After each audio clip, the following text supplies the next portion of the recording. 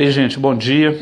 Vamos começar hoje a nossa segunda manhã educadora com o André Pestana. É o professor do Rio de Janeiro, lá de Campos, gestor, é, professor de marketing educacional, assessor, consultor e está entrando. Nós estamos abrindo agora a sala, esperando que as pessoas entrem. Enquanto isso, eu vou explicar o que é a Manhã Educadora. É um momento em que a gente escolhe um educador de relevância no país, um educador que tem demonstrado competência e habilidade no trato do processo de gestão, de educação, gestão da sala de aula, coordenação. E aí a gente começa uma reflexão sobre como educar melhor, como gerir melhor a educação no país. A gente agradece quem já está entrando. Em breve o André estará conosco, o professor André, do Rio de Janeiro, e nós vamos conversar hoje sobre marketing educacional, ele que é um dos consultores mais renomados no país sobre esse tema. O professor André já está entrando e a gente vai começar aguardando só a conexão aqui com ele.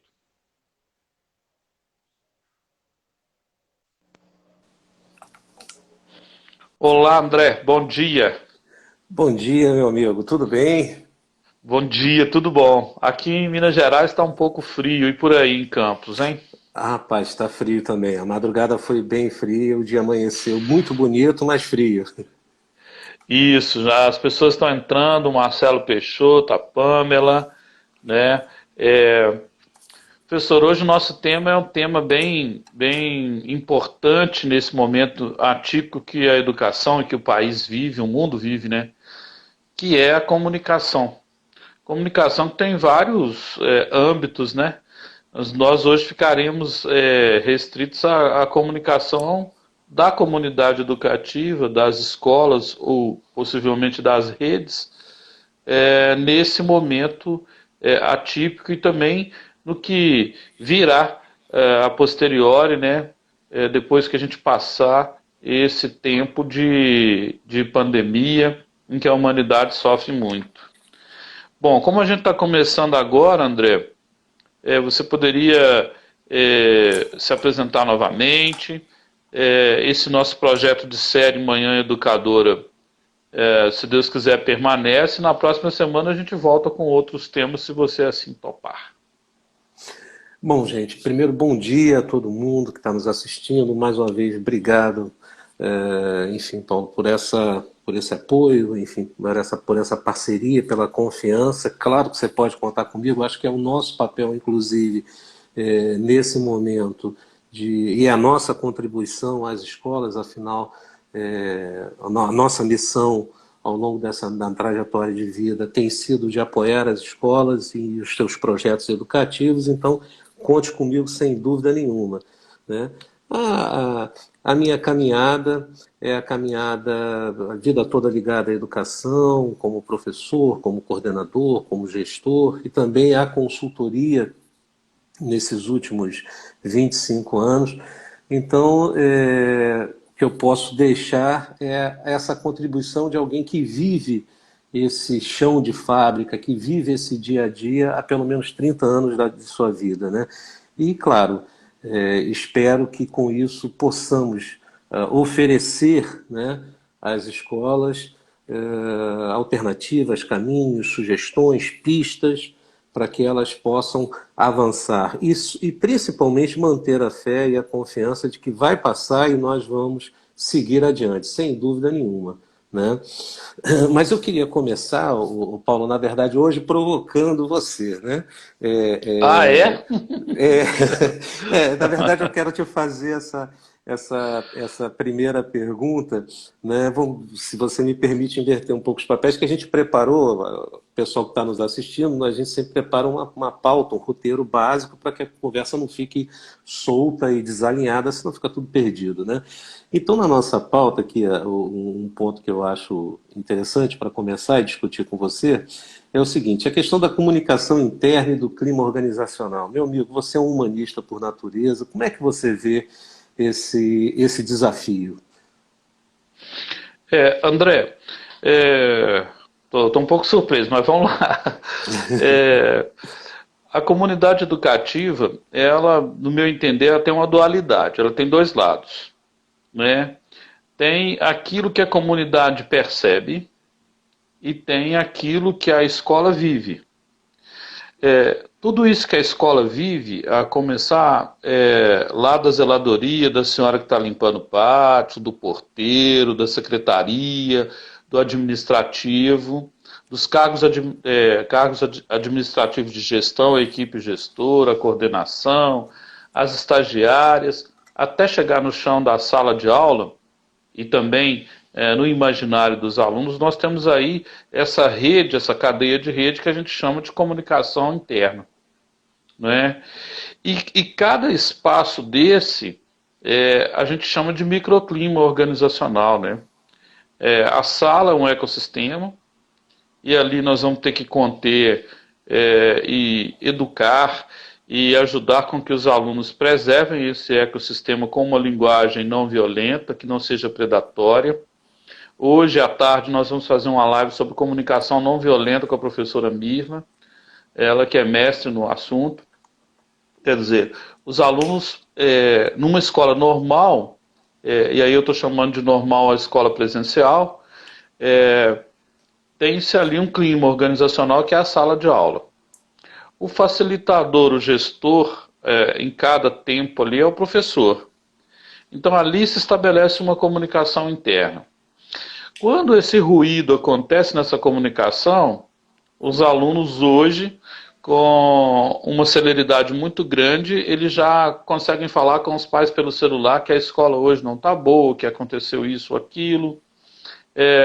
Na maioria das vezes, a comunicação com os responsáveis e pais são só quando a coisa não está boa. É verdade.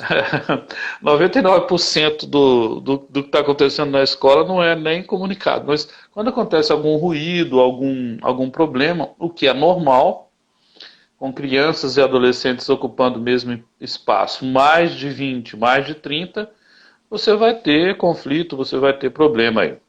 Bom, essa comunicação interna da sala de aula. Também nós temos a comunicação interna dos colaboradores, dos funcionários. Temos a comunicação interna dos professores, que muitas vezes é também via rede, mas é presencial, não é? E o gestor, então, ele tem que articular uma comunicação interna que menos ruído cause quando ele tem que gerir risco e conflito. No meu entender, agora que as pessoas não estão se encontrando presencialmente devido ao Covid e todos os impactos do isolamento e da quarentena,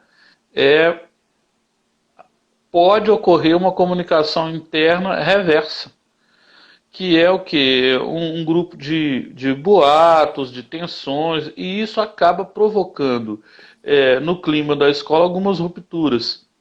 Cabe então à comunidade gestora ser efetivamente transmediática. Quando eu falo de transmídia, eu estou falando de usar bem o site, de usar bem o telefone, de usar com clareza e coerência e coesão todos os mecanismos que ela tem para comunicar com os clientes e com os consumidores, com os alunos e com as famílias. Né? Sendo essa escola pública ou privada, por exemplo, aqui em Belo Horizonte, acontece que a Prefeitura de Belo Horizonte está entregando cestas básicas para os alunos da escola pública que não terão a merenda.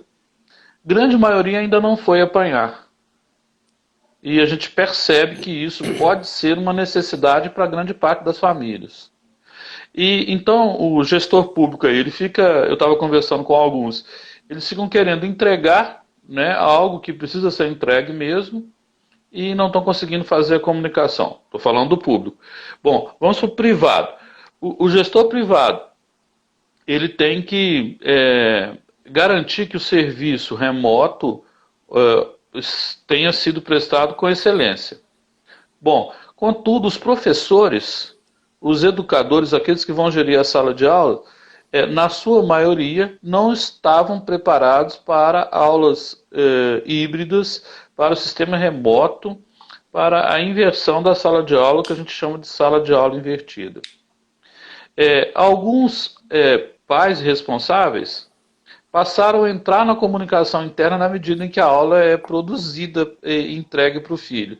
Como ele está em casa, né, a grande maioria, ele está escutando a aula do filho também, está percebendo, está sentindo a aula do filho. E aí, a comunicação interna que antes era é, literalmente interna, ela passou a se tornar uma comunicação externa. Então nós estamos vivendo um momento agora em uma fusão, em uma dualidade, que antes era bem clara e que agora ela se fundiu. A comunicação interna e a externa se juntaram. Eu não sei se você concorda comigo. E paralelamente com isso, nós temos o poder da marca, que era a pergunta que eu ia te fazer. Como uma escola consegue garantir a sua marca de excelência, expondo pontos fracos, que são talvez uma aula que, por não ser tão usual, ela tem alguns problemas que o pai consegue detectar lá na ponta, e aí quer diminuir a mensalidade. Aí é uma cadeia de conflitos e de riscos que o gestor, né, André, tem que encarar. Como que você pensa isso? Eu não sei se eu te respondi a comunicação interna com a clareza que você merece, que todos merecem, mas tentei. É, bom, não, Paulo, é inquestionável que você pontua e elenca, não há a menor dúvida, está muito claro, está muito objetivo e inclusive didático, né? Está bem elencado. Eu queria apenas contribuir antes de entrar na questão do poder da marca, do brand, Sim, eu queria só dar a minha contribuição, alinhavar um pouco essa questão da comunicação, do clima organizacional, porque, de fato, as ferramentas, aí eu insisto na questão da tecnologia, disponíveis e que hoje estão sendo utilizadas por força de uma variável incontrolável, né, elas, na verdade, estão disponíveis já há muito tempo, né, os aplicativos, inclusive várias redes possuem ou próprios ou desenvolvidos em seu seio ou que são comprados, contratados externamente, não importa. Mas o que, que acontece? A gente sabe que historicamente também foi muito comum aquela visão, né, da escola torcer o nariz para o tal, vou dar um exemplo bem rasteiro, bem simples, para o tal do WhatsApp. E aquela mãe formou um grupo no WhatsApp. Quando, na verdade, numa perspectiva de gestão, isso teria que ter sido antecipado pela própria escola, fomentando exatamente esse canal de comunicação. Por quê? Quais são as vantagens disso? Né? A primeira delas é que você consegue concentrar as informações e você consegue gerenciá-las. Né? Então, acompanhando-as em tempo real e atuando em conjunto, né? E não tendo uma visão reativa. Deixa eles criarem e aí a gente vê o que, que a gente faz e monitora. Não é esse o papel é você integrar. Porque como você bem falou, e aí eu quero pegar essa carona, né? Hoje você tem essa comunicação interna, ela se integra à comunicação externa por força das circunstâncias. E você pontua muito bem, isso direciona para um desafio grande, que é essa avaliação que o pai, que a família consegue fazer desse objetivo fim da instituição, da escola, que é o de educar, que é o de fomentar o conhecimento, o pai consegue acompanhar na ponta em tempo real. E aí isso pode apresentar ou pode descortinar fragilidades e pontos que precisam ser melhorados, né? Mas a rigor, se nós já tivéssemos feito o dever de casa há alguns anos atrás, nós estaríamos hoje com menos um problema no nosso colchão de problemas que nós temos que administrar. Há um outro ponto que é exatamente quando a gente fala, né, eu sempre gosto de me preparar e fazer minhas anotações. Quando a gente fala aqui da boa gestão da comunicação, a gente está falando fundamentalmente de alguma coisa que fortalece laços, entende? perfeito. Laços, como você falou do ecossistema, achei a imagem perfeita. Eu vou passar a utilizá-la, inclusive, nas minhas falas, se você me permite, porque eu achei um desenho, Lógico, é nossa. uma arquitetura de pensamento que eu considero muito interessante. Quando você fala daquele ecossistema da sala de aula ou aquele outro lá da portaria, ou seja lá como for, é, é, você zelar, né, por essa informação sem ruído, ao fazer isso, você já promove, de certa maneira, o quê? Que a comunicação, ou a informação, pelo menos, esteja horizontalizada, ela esteja comum para todos. É evidente que existem determinados assuntos ou temas a serem tratados que vão ser tratados numa esfera privada, diferenciada, e é evidente que isso é natural em qualquer organização, em qualquer grupo que a gente possa relacionar. E isso, né, André, é claro porque nós temos aí é uma pirâmide mesmo. Apesar de nós falarmos que muitas vezes a comunicação deve ser circular, mas existem assuntos que são estratégicos, outros que são táticos, outros que são Sim, operacionais. sim. Desde que o gestor zele por cada nível de comunicação e garanta o sigilo necessário para cada um, a comunicação interna se harmoniza. Desculpe te interromper, mas só para a Não, gente clarear.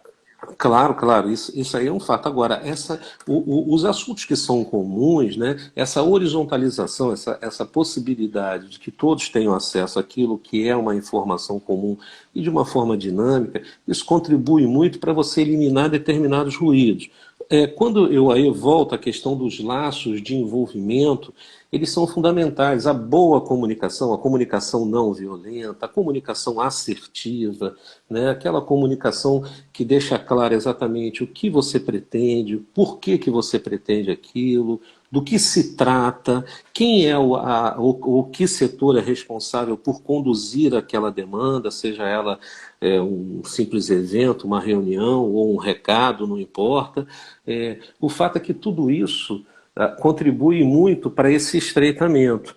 Agora, é evidente que o clima organizacional, ele hoje é seguramente um dos pilares do dia a dia da atividade do gestor. Assegurar esse clima organizacional e a comunicação cumpre um papel fundamental nesse sentido, mas também a participação efetiva do diretor, eu acho fundamental que o gestor esteja presente no dia a dia da escola, que ele saia do seu gabinete, que ele circule pela escola, que ele converse com as pessoas, aquilo que a gente chama de forma coloquial de jogar conversa fora. Ele não está jogando conversa fora nenhuma, ele na verdade ele está criando uma ambientação atrativa, né? Nós chamamos isso na comunicação e no marketing de técnicas de atratividade, que podem ser desde técnicas visuais, que não é o caso, como esse envolvimento ali no dia a dia, o acolhimento, o bom dia para as crianças, o acompanhar, estar presente na sala da coordenação e participar de um momento de interação com a equipe técnico-pedagógica, a hora do intervalo, do recreio, ele estar na sala dos professores, poder conversar com um, saber do outro, bater um papo, tudo isso agrega, soma, favorece esse estreitamento, né? Agora, caminhando aí André, já... eu queria te fazer uma pergunta que eu acho fundamental. Quer dizer, é importante também que todos saibam da missão, visão e valores da instituição, não é? Porque isso Eu, facilita a comunicação interna e também que tem um descritivo de função. O que, que você pensa sobre isso? Que cada um saiba o que tem que fazer, a hora que tem que fazer e por que tem que fazer. rapaz, parece que você Porque estava muitas vendo vezes comigo. esses papéis parece que se confundem e aí atrapalha a comunicação interna e o ecossistema operacional da instituição. Parece que você estava lendo meus pensamentos, para ser bem franco, Ah, verdade, que bom. não, honestamente, eu acho que essa é natural, à medida que você vai gerando, pronto, à medida que você vai gerando uma comunicação efetiva, afetiva, você evidentemente você consegue naturalmente aquilo que a gente diz, estou conseguindo ler o pensamento do outro. Não, você não está tendo nenhuma Sinergia. visão, é natural, acaba sendo algo natural. E eu tava preparado para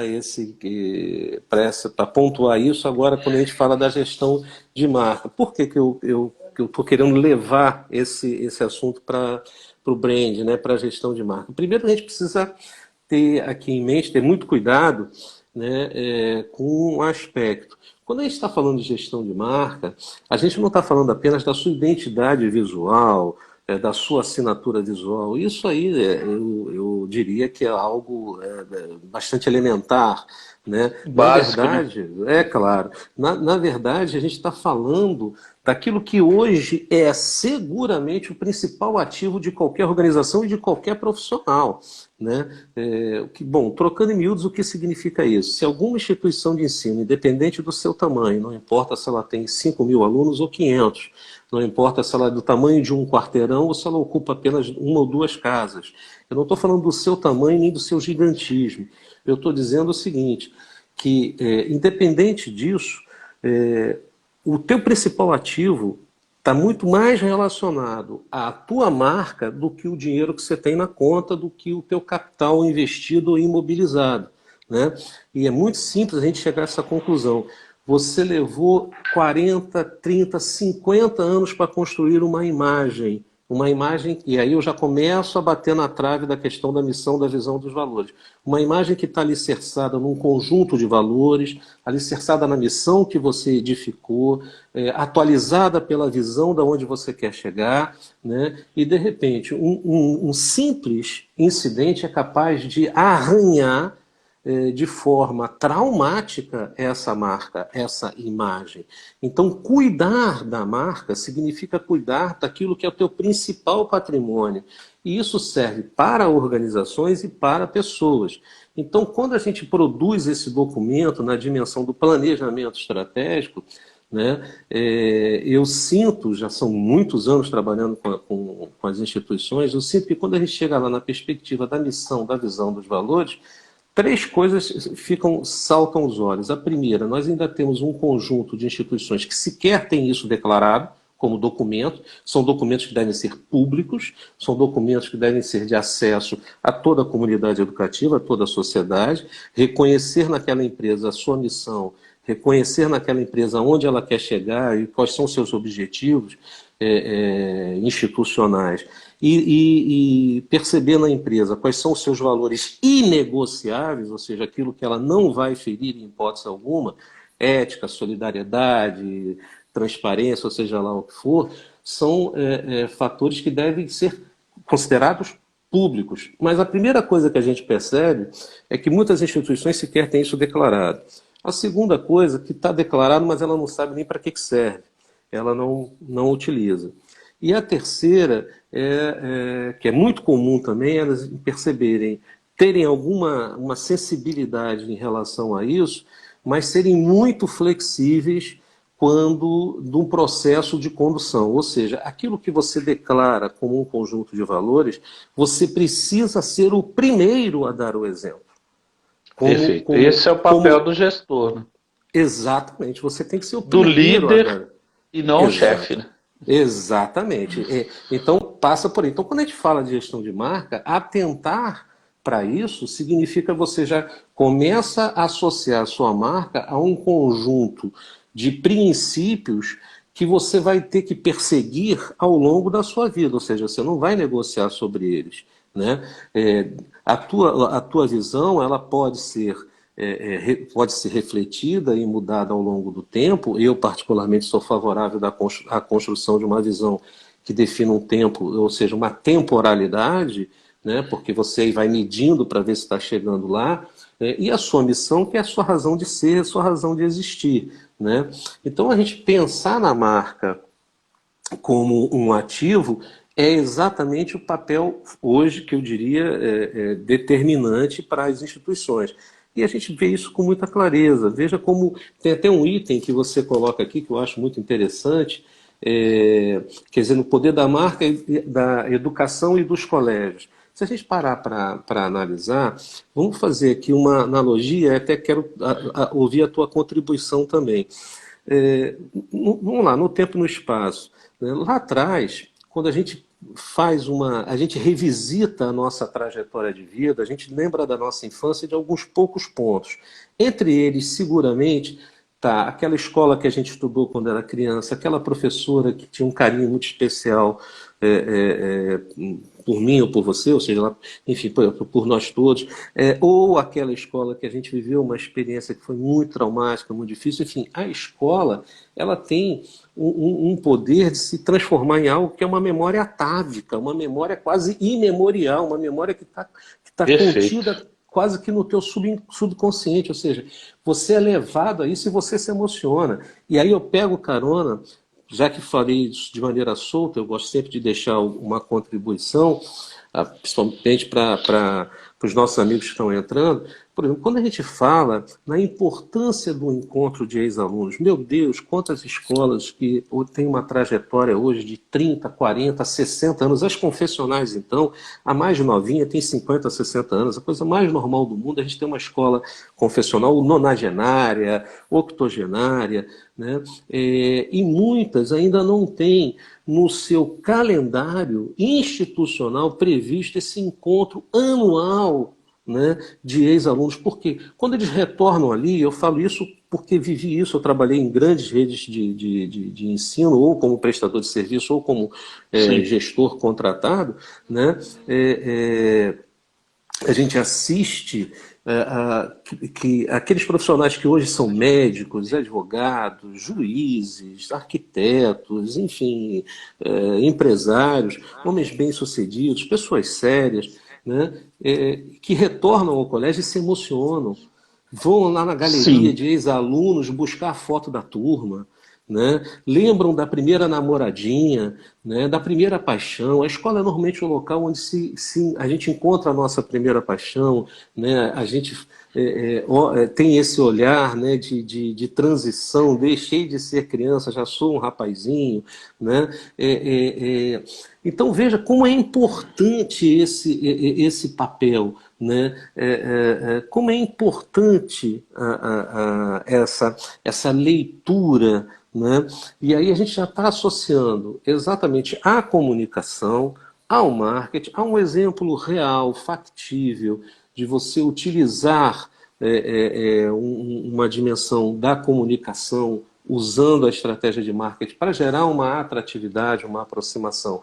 Então, nesse sentido, é nessa perspectiva que eu entendo que a gente precisa olhar para a nossa comunidade e se relacionar com ela, entendeu? E eu queria Sim. ouvir você, qual é a leitura que você faz disso? Eu acho que esses ritos, né, na comunicação, eles auxiliam em muito a possibilidade da escola, como patrimônio social e comunitário, se posicionar, né? Mais do que somente marketing institucional, é o legado que aquela instituição deixa no imaginário daquela determinada sociedade, não é? Veja bem, quando os ex-alunos se encontram, eu sou professor de história, né, André? Então, quando os ex-alunos se encontram, histórias são revividas. Histórias de uma escola, de educadores, de gestores que deram a vida para aquilo ali acontecer, né? Então, essa humanização da escola, ela precisa voltar. Por quê? Nós vivemos hoje na sociedade do espetáculo, né? Todo mundo acha que tem que ser um espetáculo tudo. E, na verdade, o verdadeiro espetáculo, na minha opinião, é quando a menina chega lá para a professora, traz um bombom e diz para ela assim: professora, eu amo a sua aula. Esse é um espetáculo invisível. Quase ninguém tem acesso àquele elogio que foi dado a uma educadora que está ali 20 anos na escola. Não é? Quando os ex-alunos se encontram, a comunicação e a marca da escola se fortalece em muito. Mas o que, que se fortalece também? A sociedade. Veja agora, nós não estamos podendo sair de casa. Os abraços estão minimizados ao cotovelo, né? Você faz assim, tem uma máscara aqui. E aí eu me remeto à origem dessa palavra máscara, né? A palavra sincero vem de sem cera, sem máscara, lá Sim, da Grécia, de Roma antiga. Porque eles faziam aquelas festas mascaradas. A pessoa sincera era aquela que se mostrava o rosto. As escolas que querem efetivamente captar alunos agora nesse cenário, manter, reter e até agregar valor à sua sociedade, elas têm que ser sem máscaras. Outro dia eu vi um pai analisando uma aula de uma professora, a aula deveria durar 50 minutos, não é? Que é o formato de uma aula quando o estudante está na escola. A aula era Sim. remota, a professora usou 20 minutos. Ela mandou o recado dela, deixou uma tarefa significativa para o aluno fazer e se despediu e saiu. Bom, por detrás dessa aula remota, dessa comunicação que ela fez, tem todo um planejamento que durou mais de 3 horas. Aí o pai falou comigo, você acha justo? Eu estou pagando por 50 minutos e ela deu 20. E eu falei com ela, quanto tempo ela. Eu falei com ele, quanto tempo ela deve ter se preparado para fazer esses 20? Não, é E aí verdade, ele é claro. falou, ele pensou assim, nossa, você me fez pensar, eu já quase falava mal da marca, da escola, sem pensar outros elementos. Então, a educação muitas vezes é muito frágil. Eu me lembro de uma palestra sua, André, em 2008, lá no Rio de Janeiro, no congresso de uma rede da qual nós fazíamos parte. Ah, lembro, Uma, lembro. em que você falava para os gestores da importância do zelo pela, pela reputação da marca. Você falava para um grupo de escolas confessionais. Então, confessional ou não, todos nós temos uma reputação. E às vezes a comunicação ali do pai no WhatsApp, a comunicação externa que acaba interferindo na interna, ela é predatória. Então, nós temos que reflorestar o ecossistema. Chega alguém e devasta, né? Aí você tem que reflorestar o ecossistema dizendo o seguinte, não, mas olha, formou o juiz tal, né? Olha lá no encontro de ex-alunos, olha, esse dentista que a senhora gosta, se estudou aqui, pergunta para ele a memória dele. Eu acho não, tenho certeza que as escolas deveriam usar o tempo para fazer alguns curtas, sabe, uns vídeos curtos, com depoimentos daqueles que foram e são, todos são, relevantes para a história daquela escola. Tipo assim, a turma de 90, a turma de 80. Aí não vou aproximar mais não, senão vão descobrir a minha idade. A turma de 70 e por aí vai. Deixando clara a memória afetiva e efetiva que aquela instituição deixou como legado. Porque Você quer. hoje alguns grupos chegam e arrastam toda a tradição em nome de uma inovação, e como a sociedade é do espetáculo, aquelas escolas que fizeram a história daquela comunidade são deixadas de lado. Elas também têm que se modernizar? Também. Tem que ter tradição e tem que ter inovação. Mas falta, às vezes, para os jovens equilíbrio e para as famílias sensatez. Na verdade, É uma crítica dura essa que eu estou fazendo, né, André? não, mas Perdão não, por não alongar. mas de fato o que você traz você traz à luz, você traz para frente um assunto que é importante que as escolas tenham a clareza.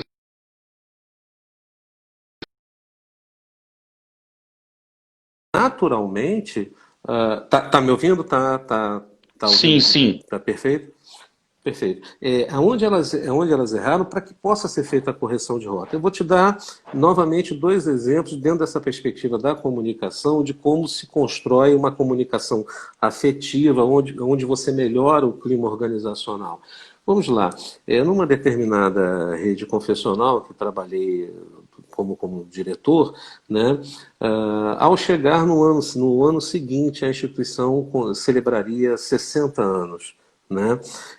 Qual foi um dos nossos projetos? Buscar a primeira turma, aqueles que evidentemente ainda estavam conosco, né? Os alunos dessa primeira turma, aqueles que não, por algum motivo de saúde não podiam comparecer, que pelo menos gravassem um depoimento, deixassem um depoimento. Aqueles que estivessem em condições ainda, enfim, houve um momento de confraternização, mas esse momento de confraternização nós fizemos questão de convidar, né, a todas as famílias, para que as famílias que hoje chegaram no colégio, há 1, 2 ou 3 anos atrás, tenham o sentimento, a percepção real, a percepção concreta de que aquilo que nós estamos fazendo hoje, nós fazemos há 60 anos com muito amor, nós fazemos há 60 anos com muita dedicação. É evidente que na caminhada a gente errou e vai continuar errando, não tô querendo com isso travestir ou maquiar qualquer problema, qualquer erro. Não, eu tô, na verdade, buscando colocar para a minha comunidade que nós não chegamos ontem, né? E fala aí muito, em especial, as escolas confessionais, por exemplo. Esse é um exemplo. Um outro exemplo, a gente faz uns ciclos de encontros, de palestras, aonde esses pais que já foram nossos alunos há 20 ou 30 anos atrás e hoje estão no mercado de trabalho como profissionais bem posicionados, por exemplo, contam um pouco da sua trajetória, né, naquela escola. Alunos que estão há 10, 12, que fizeram 10, 12, caminharam toda a sua educação básica dentro da escola, né, depois foram para a universidade, seguiram as suas carreiras, eles retornam à escola hoje para falarem, eles vão falar para os seus filhos. Quantos e quantos pais nós não assistimos o seguinte: eu estudei nessa escola, eu quero que meu filho estude, porque a minha história está ligada a essa escola. Eu já tive que mediar conflitos familiares em que a mãe queria que a criança fosse para uma outra instituição por determinadas razões, e o pai insistia em que a criança deveria permanecer na instituição que eu estava dirigindo por questões afetivas. Por quê? Ele tinha e tem um laço muito estreito. A vida dele, uma parte da vida dele foi vivida ali. A gente não pode esquecer que um quarto, um quinto do dia útil de uma criança, ela passa dentro da escola todos os dias, de segunda a sexta e muitos sábados. Então, essa é uma relação única, é diferente de qualquer outro segmento de mercado, em que você simplesmente vai, eu não estou aqui desqualificando ou desmerecendo qualquer outro setor da economia, não é isso. O que eu estou querendo dizer é o seguinte: se eu vou numa determinada loja, ou se eu pago por um serviço de alguém que vai pintar a minha casa, alguém que vai arrumar alguma coisa, esse serviço ele é pontual, ele tem uma dimensão de tempo muito, muito clara, muito estreita, muito rápida. É quase que um toma lá, dá cá. Né? Preste o teu serviço, paguei, a coisa está resolvida. A gente precisa entender que no ato da assinatura do contrato, eu insisto, no ato da assinatura do contrato, eu estou apenas começando uma relação com você. Uma relação que vai durar pelo menos, no mínimo, via de regra, 1 ano. Uma relação em que eu vou avaliar, eu vou acompanhar, eu vou viver todos os dias ao lado da sua empresa. Então, é um esforço permanente, é um esforço contínuo que o gestor, que a escola tem que fazer, entregando e se superando diariamente. Né? Então, para isso acontecer, tem que ter uma somação de esforços. Você precisa encontrar na tua trajetória, por isso eu coloco sempre, a gente não desenha o futuro ignorando o passado, jogando a nossa tradição fora. É importante resgatar esse papel, essa caminhada que nós desempenhamos, entendeu? Então, eu sou um apaixonado por essa visão de uma ponte e não de um muro entre o passado e o presente. Eu não construo um muro, eu faço uma ponte. Eu acho que muito do que nós estamos hoje praticando e vivendo reflete aquilo que foi a nossa caminhada. Então é hora de pensar, corrigir o que precisa ser corrigido, avançar naquilo que consolidou os nossos valores como empresa, como organização e seguir adiante. André, nós estamos vivendo agora o desafio de comandar um barco que vai passar por água que a gente nem sabe.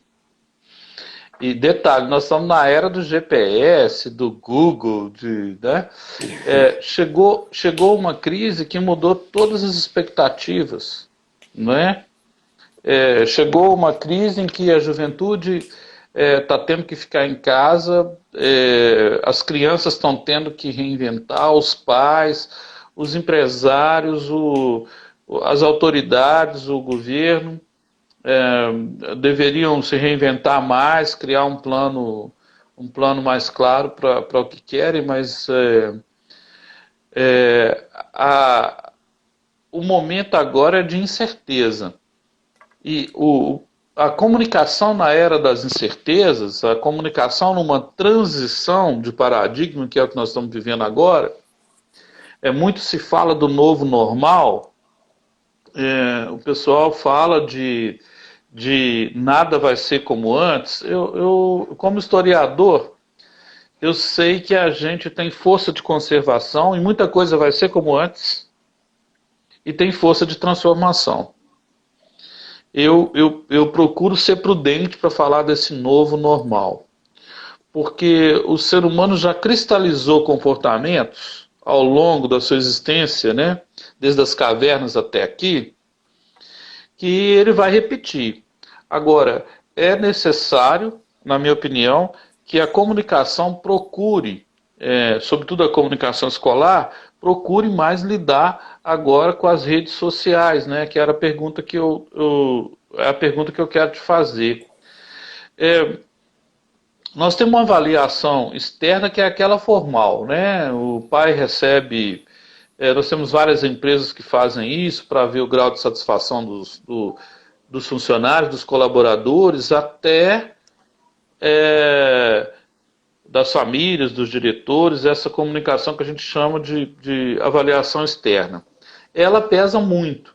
Só que agora, além daquele rito que é feito da avaliação externa, né, que pode ser semestral ou anual, nós temos uma avaliação externa instantânea, que é da rede social, que são dos repositórios de comunicação que o pai usa ali instantaneamente. Como avaliar isso, André? Eu acho importante, antes de entrar nessa matéria, deixar aqui um registro ao que na dimensão macro, na dimensão de nação, né, na dimensão de país, eu entendo ser extremamente relevante.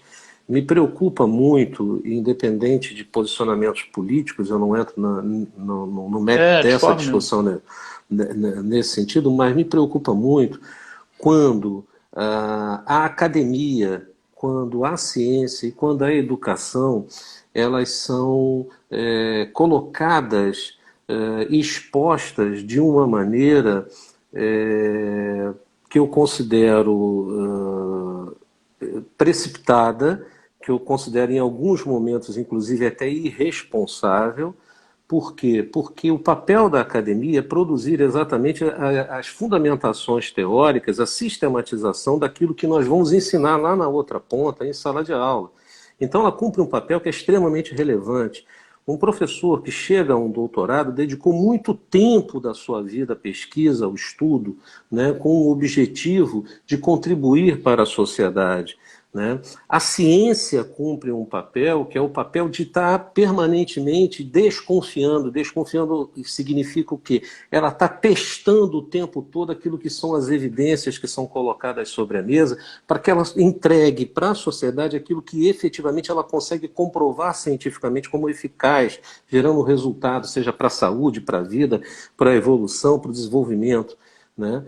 E na educação básica, o papel da educação básica é o papel de formar todos esses caras que eu falei primeiro. Então aquela professora, eu faço aqui um reconhecimento, que eu inclusive nesse encontro de 2008, foi um congresso, eu me lembro que eu tive esse posicionamento e foi uma sensação muito bacana.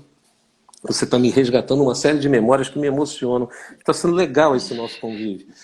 Muito bom. Eu faço aqui um registro. A educação infantil, ela é uma escola dentro da escola. Eu entendo que, inclusive, a própria educação infantil, independente de qualquer outro segmento, ela merece um olhar completamente diferenciado de todo o resto. Né? O papel daquela professora, né, é um papel que ele vai muito além dos muros da escola. Né? Reconhecer isso, reconhecer essa importância, é reconhecer que hoje nós crescemos. o que nós estamos fazendo hoje aqui, o que as pessoas que estão nos assistindo, se posicionando, criticando, concordando, avaliando, enfim, não importa, isso só foi possível porque lá atrás nós tivemos aquela tia que chamou a nossa atenção, que nos Isso. corrigiu, que nos apoiou, entendeu? Que nos deu a segurança. Como isso é importante e como é preocupante quando uma criança diz: eu não quero ir para a escola. Quando ela diz isso, tem uma coisa muito séria por trás disso, porque ali é um momento onde tudo aquilo que está ali represado dentro dela vai se expandir. Então, eu só quis abrir esse parênteses para deixar esse registro da importância, da relevância do nosso trabalho na educação básica e, em especial, na educação infantil, porque é uma escola dentro da escola, ali é um mundo que você precisa olhar com um olhar que é completamente individualizado e é único, né? Mas voltando propriamente... E nós temos uma ferramenta hoje, né, André, que a gente não tinha. Em 2008, quando você disse isso, foi até profético. Por quê? Hoje nós temos a BNCC, a Base Sim, Nacional Comum Curricular, que é requintada.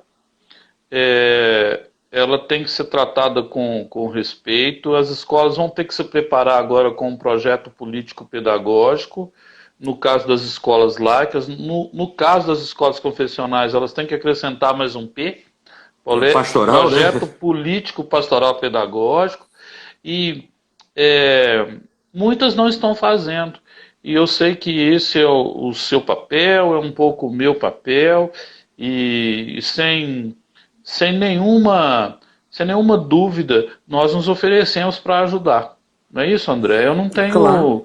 Porque são 30 anos que a gente faz isso, e sobretudo nessa ambiência, conhecendo esse ecossistema, logicamente que ele varia, mas aí a gente se ajusta na leitura do cenário e da conjuntura. Eu falo isso porque eu tenho visto algumas diretoras procurando por isso, alguns gestores procurando, não é? E eu gostaria de dar a minha contribuição. Como Claro, faço isso na escola pública, posso fazer também nas privadas e a gente combina tudo. Por quê? O momento é novo, a BNCC deveria ter sido implantada esse ano. O ano parou, o ano né? parou, né? O ano parou.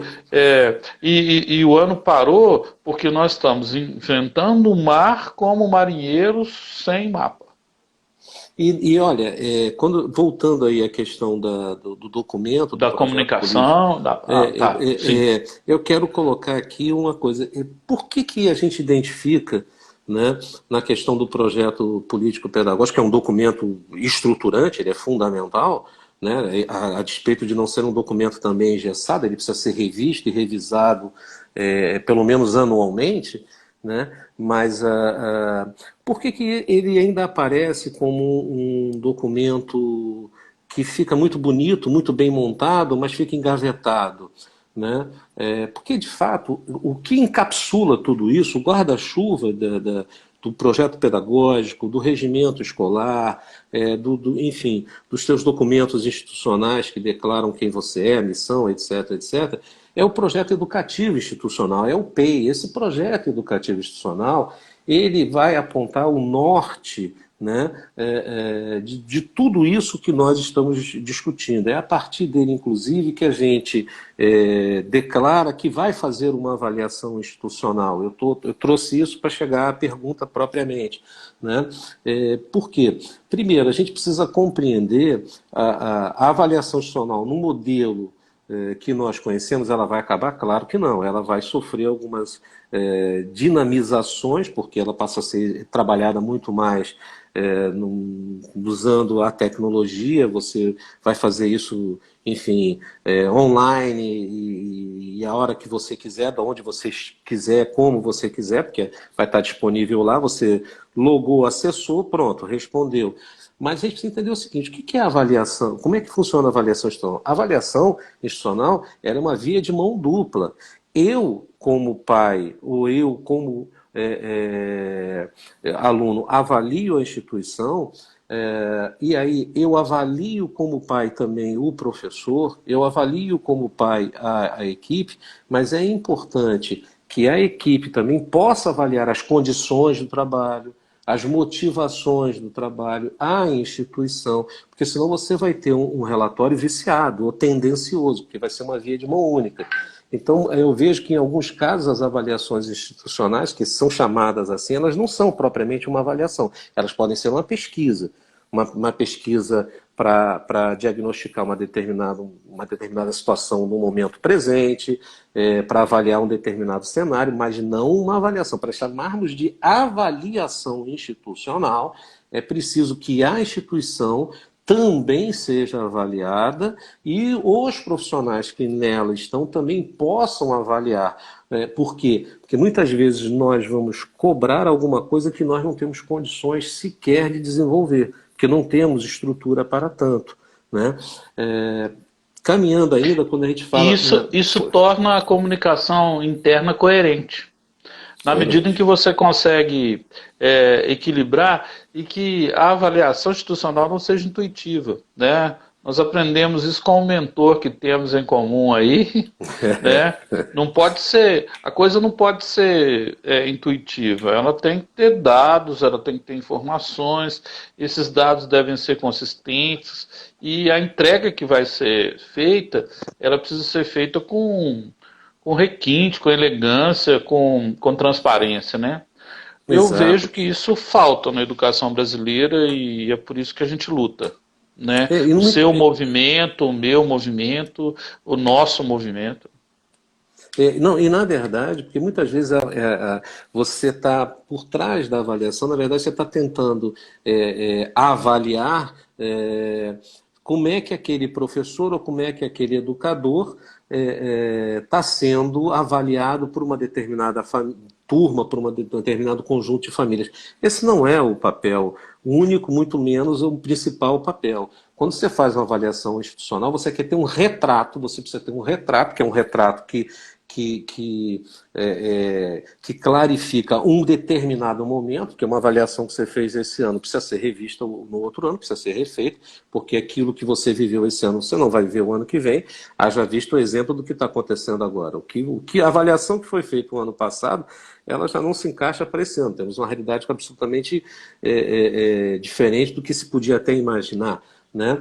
Mas ela cumpre esse papel de te dar uma fotografia, que é um diagnóstico, que diz que nesse exato momento você tem esse conjunto, né, de situações que precisam ser revistas, analisadas, porque aparecem de maneira comprometida, e um conjunto de situações que surgem de forma positiva e que precisam, então, ainda de fortalecimento para que permaneçam positivas. Esse é um papel, grosso modo, esse é um papel, digamos assim, elementar da avaliação institucional. Mas isso tudo nasce da onde? Eu volto para o projeto educativo institucional. É aquele projeto que lá em cima ele vai encapsulando, e a partir dele, então, você diz, bom, se a minha missão diz uma determinada coisa, se a minha visão diz que eu quero chegar a determinado lugar, se meus valores são esses, então o meu projeto político-pedagógico não pode confrontar com isso, não pode conflitar em relação a isso.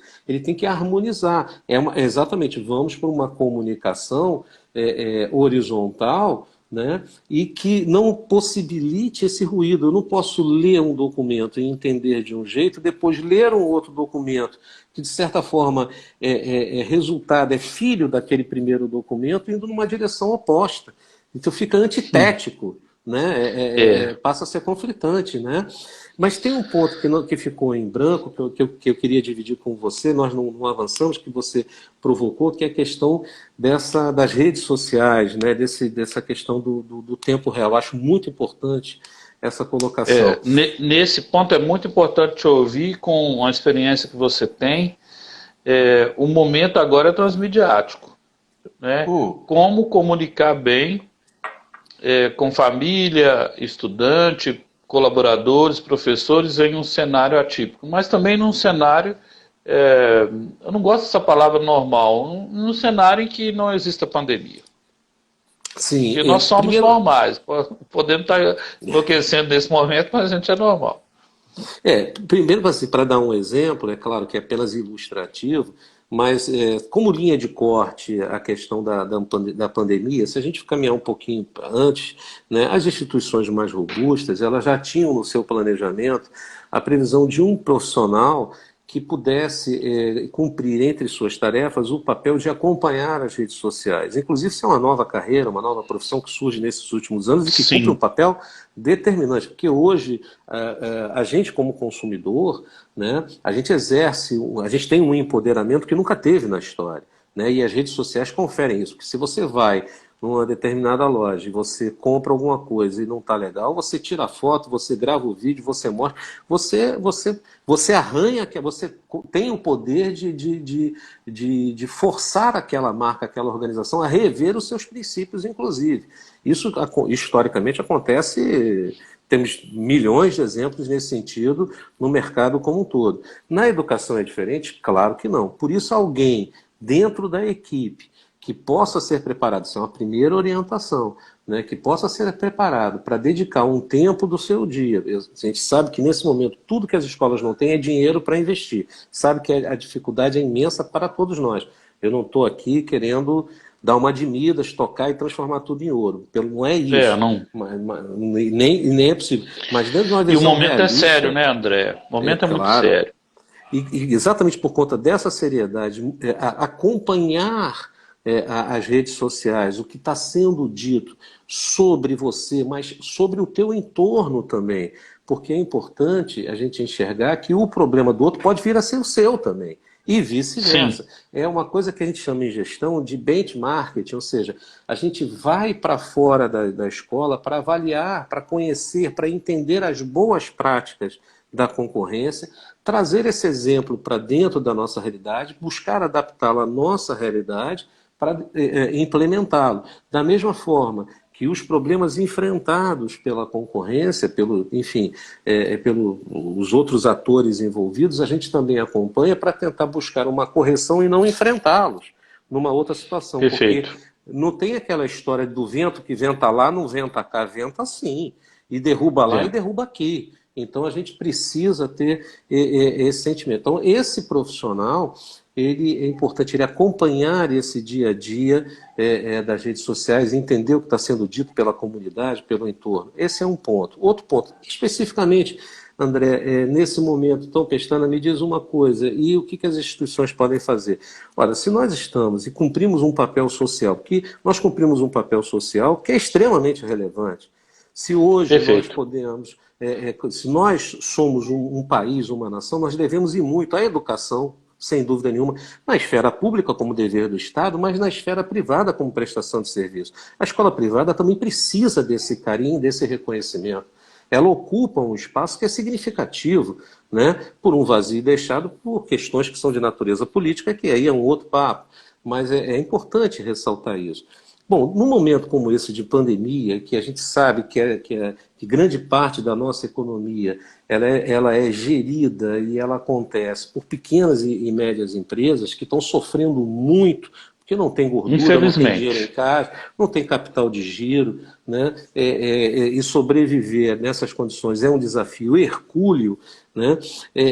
O que eu quero dizer? Bora, procure fazer um levantamento entre os seus próprios pais, daqueles que têm um pequeno comércio, daqueles que têm uma loja, daqueles que prestam serviço, e ao avaliar isso positivamente, as redes sociais ajudam nisso, criem, que nós chamamos, né, no marketing de pequenos banners, incentivando a tua comunidade. Olha, nós temos aqui uma loja sei lá, um restaurante que está entregando em casa, delivery, é um parceiro nosso, nós recomendamos. Quer dizer, qual é o teu interesse como instituição? O teu interesse. André, inclusive, que tipo de permuta pode ser feita numa comunicação assim assistida, trabalhando a reputação de cada um, né? Podemos fazer Exatamente. permuta. O momento é de inadimplência global. Ontem eu estava acompanhando é, assim, agências de informação de fora e daqui do Brasil.